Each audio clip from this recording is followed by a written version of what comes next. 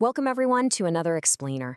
Today we're unpacking a truly thrilling FIFA World Cup 2026 matchup that left fans completely breathless. We are looking at this absolute clash of titans between European heavyweight Belgium and a fiercely determined Egypt. If you followed this game at all, you know it was a total roller coaster. We're talking massive momentum shifts, defensive masterclasses, and some seriously agonizing near misses. Okay, let's dive into this and break down exactly how this deadlocked battle unfolded on the pitch, using the key moments to understand the true anatomy of this one-to-one draw.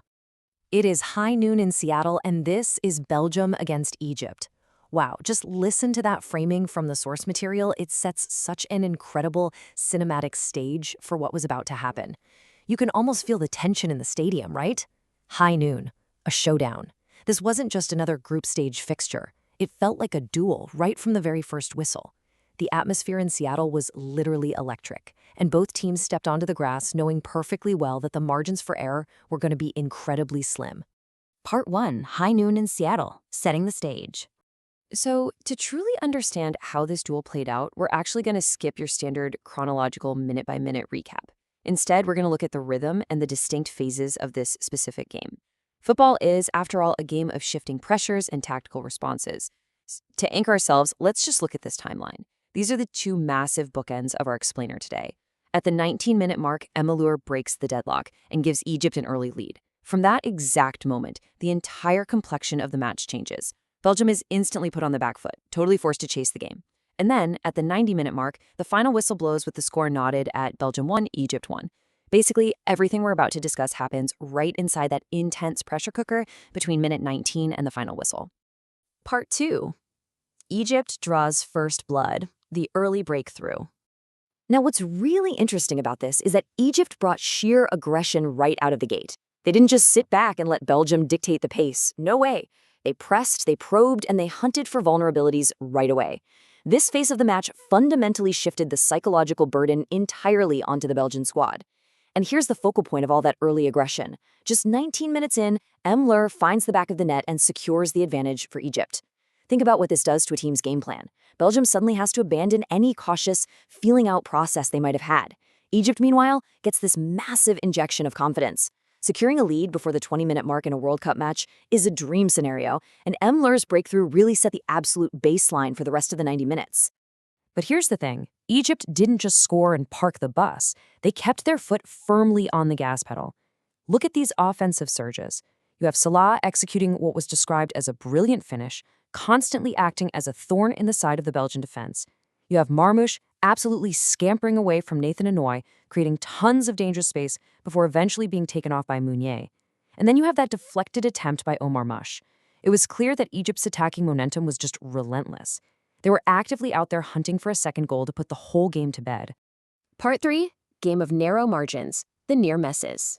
But as we all know, football at this elite level hangs in the balance of mere inches. We're transitioning now from Egypt's early dominance into a phase of the game defined by incredible, heart-stopping tension on the pitch.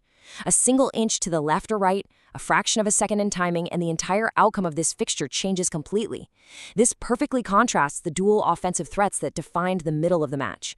On one side, you have Belgium's midfield maestro, Kevin De Bruyne, desperately trying to pull his team level.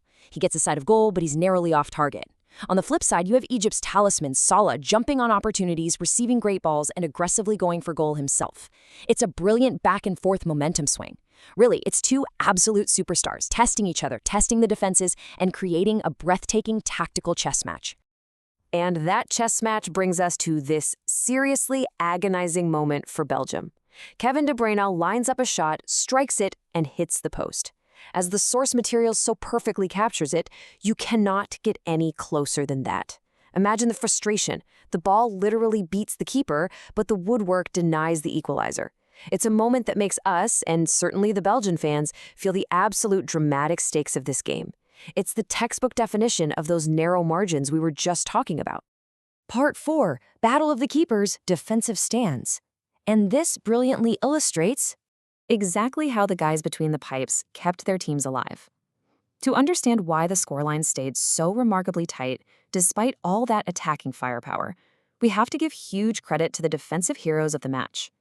While the attackers were hitting posts and sending shots narrowly wide, the goalkeepers were putting on an absolute clinic.